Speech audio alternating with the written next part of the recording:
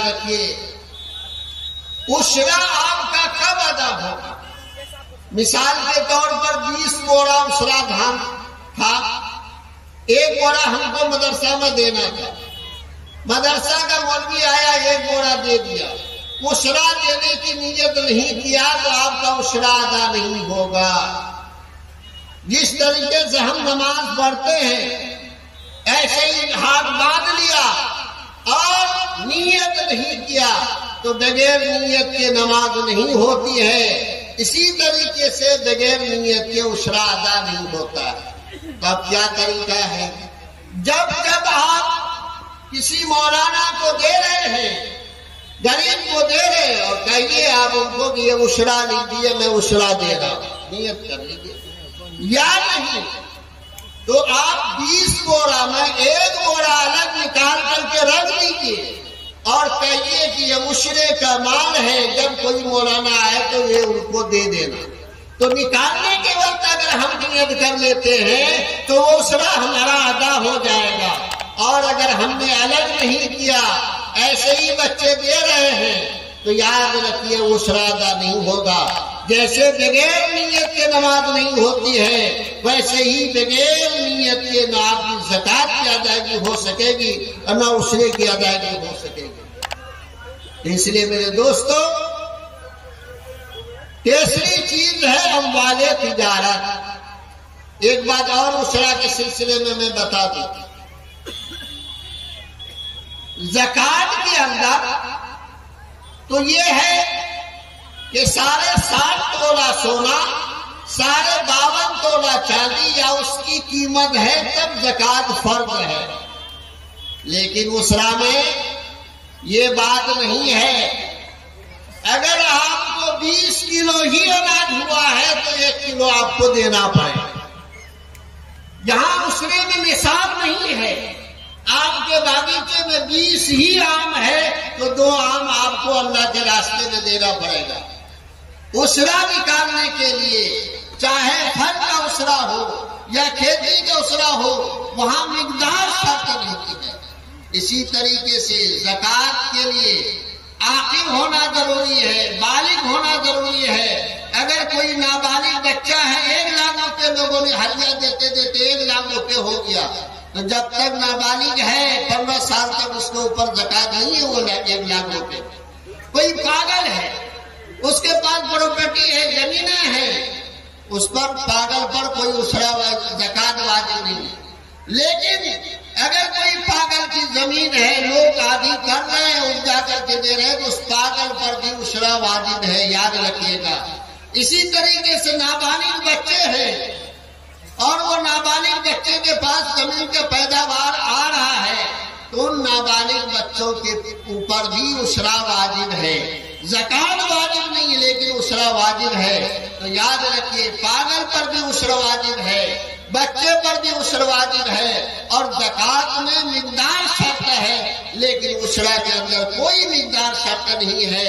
اگر آپ کو 20 من ہو تب بھی عشرہ دینا ہے، 20 کنٹل ہو تب بھی عشرہ دینا ہے، صرف 20 کلو ہی تو نہیں ہوا ہے پھر بھی آپ کو عشرہ دینا۔ اور تیسری قسم ہے مال تجارت، خرید و فروخت ہم کر رہے ہیں۔ بہت سارے لوگ گائے بھینس کی پیکاری کرتے ہیں، بہت سارے لوگ دکاندار ہیں، دکان کر رہے ہیں، تو دکاندار لوگ کیسے عشرہ زکات ادا کریں گے؟ سن لیجئے، اس کو دکاندار لوگ خاص طور سے دھیان دیں۔ آپ سال میں 1 مہینہ متعین کر لیجئے کہ ہم زکات ادا کریں گے، جیسے اپنے علاقے میں رمضان میں لوگ ادا کرتے ہیں۔ جب رمضان آ جائے تو آپ یہ جوڑیے کہ ہمارے دکان پر 1 دن کام مت کیجیے، سارا مال دکان کا جوڑیے کہ کئی لاکھ کا ہے۔ مثال کے طور پر دکان پر 10 لاکھ روپے کا سامان ہے تو آپ جوڑ لیجیے 10 لاکھ روپے کے۔ اب یہ دیکھیے کہ آپ کا گراہک کے پاس کتنا ہے، تو جوڑا تو گراہک کے پاس 2 لاکھ ہے تو گویا کہ 12 لاکھ روپے ہو گئے۔ لیکن آپ چونکہ سامان بھی لاتے ہیں مہاجن سے، گلاب سے کٹیہار سے کبڑا والے عام طور سے کٹیہار سے مال خرید کر کے لاتے ہیں تو ان کا بھی تو مال ہے. تو 12 لاکھ میں پتا چلا کہ 6 لاکھ تو مہاجن کا ہے. تو آپ 6 لاکھ روپے مہاجن کا الگ کر دیجئے، بچا 6 لاکھ روپے، تو وہ 6 لاکھ روپے کی زکات آپ کو ادا کرنی ہوگی 2.5 روپے سیکڑا کے حساب. سمجھ میں آئے؟ تو اس طرح سے ہم ادا کریں گے کہ جو قرض ہے، قرض کو مینس کرنے کے بعد جو پیسہ بچا ہے اس کی ہم زکات ادا کریں. ایک بات یاد رکھیے، زکات میں تو قرض مینس ہوگا لیکن اسرے کے اندر قرض مینس نہیں ہوگا. مان لیجیے آپ 10 من دھان کیے ہیں، 20 من دھان کیے ہیں، 1 لاکھ روپے کسی کا قرضہ بھی ہے، تو آپ سوچئے کہ وہ 20 من دھان میں 1 لاکھ روپے کو ہم وضع کریں گے تو یہ جائز نہیں. وہ 1 لاکھ روپے کا قرضہ آپ کا اپنی جگہ پر ہے، 20 من کا 1 من آپ کو ہر حال میں دینا پڑے گا. اسی طریقے سے جو پٹانے کا خرچہ ہے، کٹائی کا خرچہ ہے، بوائی کا خرچہ ہے، اور ہر جو جوتے ہیں اس کا جو خرچہ ہے ٹریکٹر وغیرہ کا پیداوار میں، وہ کچھ بھی محنت نہیں ہوگا.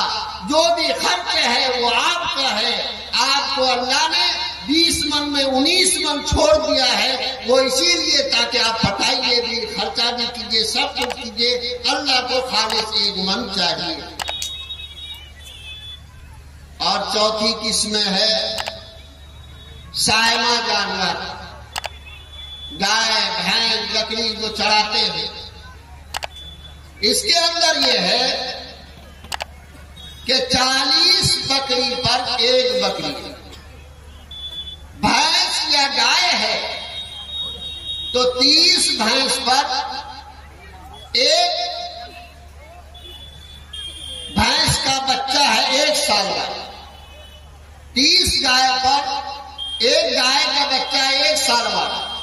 اور اگر وہی 40 گائے ہو، 40 بھینس ہو تو پھر 2 سال کا بچہ لگے. اور اگر 30 گنا 60، اگر 60 جانور کسی کے پاس ہے تو پھر اس صورت میں 1 سال کا 2 بچہ لگے. چونکہ اپنے علاقوں میں جانور لوگ زیادہ نہیں پالتے ہیں، 2-4-5 رکھتے ہیں جس کے اوپر زکات نہیں ہے. البتہ الحمدللہ میں دیکھتا ہوں بہت سارے لوگ مان ہے مولوی صاحب 500 مان ہے، اس کا صدقہ آپ نکال دیجیے، صدقہ لکھ لیجیے. یہ بڑی خوشی کی بات ہے، اچھی بات ہے. صدقہ دینے سے بلائیں ٹلتی ہے. اللہ کے نبی نے فرمایا لا ترد البلا الا الصدقہ ولا ترد القضاء الا الدعاء. قضا کہتے ہیں اللہ کے اس فیصلے کو جو نافذ ہونے کے لیے اتر رہا ہے. اگر ایسے فیصلے کو روکنا ہے تو آدمی سجدے میں گر گئے، توبہ استغفار کرنے لگے، دعائیں کرنے لگے. جیسا کہ قوم یونس کے اوپر عذاب نازل ہو رہا تھا لیکن سارے لوگ رونے گڑگڑانے لگے تو اللہ نے اپنے فیصلے کو واپس کر لیا. لا ترد القضاء الا الدعاء. قضا کو کوئی چیز ٹال نہیں سکتی اللہ کے فیصلے کو سوائے دعا کے، استغفار کا. اور لا ترد البلا الا الصدقہ، یہ بلا کو کوئی چیز ٹال نہیں سکتی سوائے صدقہ کے. اگر آنے والی مصیبتیں ہیں، بلائیں ہیں، اگر ہم صدقہ ادا کرتے ہیں تو صدقہ ادا کر دینے کی بنیاد پر ہماری بلائیں ٹل جاتی ہیں.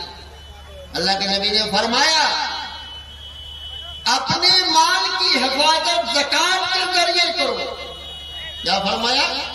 اپنے مال کی حفاظت زکات کے ذریعے کرو اور اپنے جان کی حفاظت صدقہ کے ذریعے. اگر ہم چاہتے ہیں کہ ہمارا جان محفوظ رہے، ہماری اولاد کی جان محفوظ رہے تو ہم خوب صدقہ دیں. صدقہ دے کر، صدقہ جو ہے اللہ کے غصے کو کم کرتا ہے، صدقہ ہم ادا کرتے ہیں. اور اگر ہم چاہتے ہیں کہ ہمارا مال محفوظ رہے تو پھر ہم زکات ادا کریں. ایک حدیث سنا دوں پھر بات ختم کرتا ہوں. اللہ کے نبی نے ارشاد فرمایا فرشتوں کی ایک جماعت ہے جو صبح سے شام تک یہ دعا کرتی ہے، اے اللہ دینے والے کو بڑھا دیجئے، اے اللہ دینے والے کو بڑھا دیجئے اور روکنے والے کو گھٹا دیجئے۔ صبح سے شام تک یہ فرشتے دعا کرتے ہیں۔